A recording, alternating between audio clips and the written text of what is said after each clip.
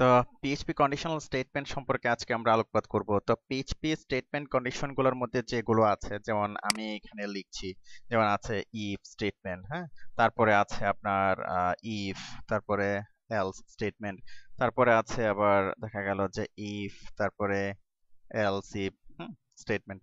তো এই স্টেটমেন্ট গুলো এক একটা এক এক রকম কাজ করে। যেমন ধরুন ইফ স্টেটমেন্ট। তো এই ইফ স্টেটমেন্টটা অ্যাকচুয়ালি আপনার কাজ করে যখন স্পেসিফিক একটা কন্ডিশন ট্রু হয়, তখন ইফ স্টেটমেন্টটা কাজ করে। আবার এলস ইফ স্টেটমেন্টটা কাজ করে কখন, যখন একটা ট্রু হয় এবং আরেকটা ফলস হয়, এরকম। আর ইফ এলস ইফ এটা অ্যাকচুয়ালি লেটার বলা হয়, ইফ এলস ইফ লেটার বলা হয় এটাকে। তো ইফ এলস ইফটা কাজ করে তখন যখন অনেকগুলা কন্ডিশন থাকে এবং যখন আগের কন্ডিশনটা সে ফলস পায়, তখন সে পরের কন্ডিশনে যায়, পরের কন্ডিশনটা কি এক্সিকিউট করার চেষ্টা করে, এরকম। তো আসুন আমরা উদাহরণের মাধ্যমে দেখি, যেমন ইফ, ইফটা কিভাবে কাজ করে। যেমন ধরুন ইফটা কিভাবে কাজ করবে, যেমন ইফ এর কোড ব্লকটা যেভাবে লিখতে হয়, ইফ, তারপরে এর মধ্যে হবে আপনার কন্ডিশন, তারপরে এখানে কি হবে, এখানে হবে আপনার এক্সিকিউশনটা হবে, হ্যাঁ, অর্থাৎ এখানে কন্ডিশনটা হবে, কন্ডিশনটা এখানে হবে, আর এখানে হবে কি এক্সিকিউশন। হ্যাঁ, অর্থাৎ এখানে কি আপনি যা লিখবেন সেখানে কি সেটা পারফর্ম করবে। হ্যাঁ, তো এটা কিভাবে কাজ করবে, যেমন ধরুন আমি এখানে একটা ভেরিয়েবল লিখলাম, এখানে সাপোজ এক্স, হ্যাঁ, এক্স ইকুয়াল টু আমি দিলাম কি 10 দিলাম, একটা ভেরিয়েবল এখানে দিলাম, এবং ভেরিয়েবলে আমি একটা ভ্যালু অ্যাসাইন করলাম 10।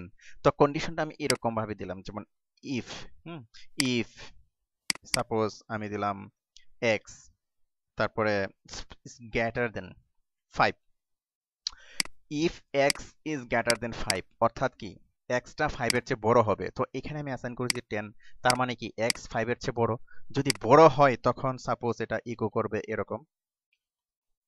সাপোজ আমি লিখলাম এখানে ট্রেনিং উইথ লাইভ প্রজেক্ট, হ্যাঁ, যদি এক্সটা 5 এর চেয়ে বড় হয় তখন এটা ইকো করবে কি ট্রেনিং উইথ লাইভ প্রজেক্ট, অর্থাৎ স্পেসিফিক একটা কন্ডিশন আমি এখানে দিয়ে দিলাম। যদি স্পেসিফিক কন্ডিশনটা ট্রু হয় তাহলে সে এক্সিকিউট করবে। Okay fine. তো আমি যদি এখন রিলোড দেই আমি ব্রাউজারে, তো আমি তখন দেখবো যে ট্রেনিং উইথ লাইভ প্রজেক্ট। কারণ কি, কারণ হলো এটা সে কি সত্য পেয়েছে। তো সাপোজ আমি যদি দিলাম যে 15, এক্স ইজ গ্রেটার দেন 15, কিন্তু এক্স এর ভ্যালু তো এখানে কম, তাই না? তো তার মানে কি কন্ডিশনটা মিথ্যা। তো আমি যদি এখানে রিলোড দেই, দেখবেন যেটা কোনো কিছু শো করবে না। আশা করি বিষয়টা বুঝতে পেরেছেন। এখন আবার হলো এলস ইফ কন্ডিশন। তো এলস ইফ কন্ডিশনটা হলো আমি যেটা বলেছিলাম আপনাদের, সেটা হলো এটা একটা হবে ট্রু, আবার অ্যানাদার কোড যখন আরেকটা কন্ডিশন হবে আপনার ফলস, তখন এলস ইফটা কাজ করে। যেমন ধরুন এখানে এটা লিখতে হয় ঠিক এরকম ভাবে, ইফ তারপরে আমি এলস দিলাম, অর্থাৎ যদি এটা মিথ্যা হয় তখন সে আরেকটা কন্ডিশন, সে আরেকটা ব্লক সে এক্সিকিউট করবে। সাপোজ এখানে আমি ইকো দিলাম, আমি এখানে দিলাম সাপোজ রং, রং। ওকে, তো এখানে কন্ডিশনটা সত্য কিনা দেখুন, এখানে সাপোজ আমি দিলাম 5, অর্থাৎ এখানে কন্ডিশন সত্য। যদি 5 হয় তখন কি করবে, এটাকে এক্সিকিউট করবে। এর আগে আমি আপনাদেরকে যেটা দেখিয়েছিলাম, এই যে এটা এক্সিকিউট করলো। আর সাপোজ ধরুন আমি এখানে 15 দিয়ে দিলাম, এক্স ইজ গ্রেটার দেন 15, তো এক্স এর ভ্যালু হলো 10। তো 10 তো 15 চেয়ে ছোট, 15 চেয়ে বড় না। তো যেহেতু এখানে কন্ডিশনটা সঠিক না, হ্যাঁ, এই কন্ডিশনটা সঠিক না, তার যার কারণে সে কি করবে, সে এলসে সে অপর পার্টে চলে যাবে। তো এখন যদি আমি এটাকে রিলোড দিই, আপনি দেখবেন যে এখানে রং সে দেখাবে, রং। আশা করি বুঝতে পেরেছেন।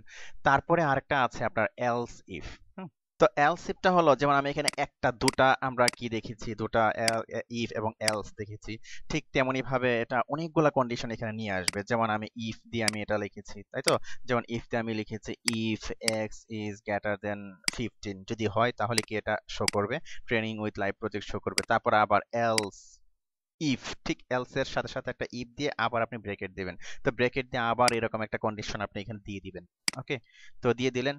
তো এখানে আমি দিলাম, এখানে 15 দিলাম, তারপর সাপোজ আমি 12 দিলাম।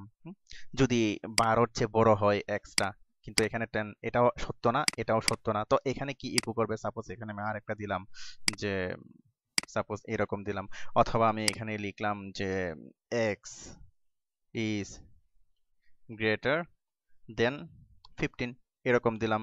তারপরে এখানে দিলাম যে সাপোজ যে এরকমই হবে, x ইজ গ্রেটার দেন কি হবে 12।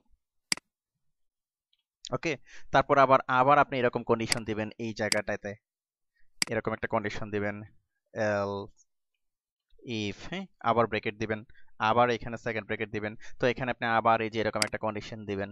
সাপোজ আপনি দিলেন এখানে আহ, আপনি এখানে দিলেন যে 5, অথবা আপনি এরকমই দিলেন 5, অথবা দেখা গেল যে আমরা দিলাম 11, এরকম দিলাম। যদি হয় তখন আবার এরকম হবে, একটা ব্লক হবে। 11 যদি বড় হয়, দেখা গেল যে প্রত্যেকটাই কি কন্ডিশন কি মিথ্যা। তো তারপর আমরা সরাসরি দিলাম যে এলস, অথবা যদি না হয় আমরা এখানে লিখবো যে ইকো, ইকো করব কি, please please give a value smaller দেন 10। ওকে, এরকম শো করবে। তো এখানে দেখুন যে আমরা x is greater than 15 দিয়েছি, এটা কি মিথ্যা, কারণ হলো কি x এর ভ্যালু হলো 10। তো 10 তো 15 এর চেয়ে ছোট, বড় না। তারপর ঠিক 12, তারপরে 11, সবগুলোই কি কন্ডিশন মিথ্যা। যখন সবগুলো কন্ডিশন মিথ্যা হবে, অর্থাৎ এখানে যখন সে মিথ্যা পেলো, অর্থাৎ ফলস পেলো, সে এখানে ঢুকলো, এখানেও ফলস পেলো, এখানে ঢুকলো, আবার এখানেও ফলস পেলো, সে এখানে ঢুকবে। হ্যাঁ, তো সবশেষে দেখা গেল যে সে এটাকে প্রিন্ট করবে। তো আমি যদি এখন রিলোড দিই, আপনি দেখবেন যে সে এই যে please give a value smaller দেন 10। তো সাপোজ আমি এটা দিলাম, তো এখন দেখা গেল যে আমি এখানে 5 দিয়ে দিলাম, 5 দিয়ে দিলাম, আমি এখানে 5 লিখলাম। ওকে, তো 5 দিয়ে দেওয়ার পর দেখা গেল যে 5 অবশ্যই 10 এর চেয়ে ছোট, এবং x এর ভ্যালুটা 5 এর চেয়ে বড়, যেহেতু এটা 10। তো এখন কি শো করবে দেখুন, এখন শো করবে x is greater than 5, অর্থাৎ এই যে এই কন্ডিশনটা এটা সে শো করবে। অর্থাৎ যখনই সে সত্যটা পেয়ে যাবে, তখন সে সত্যটাকে সে কি করবে, সে এক্সিকিউট করবে। হুম?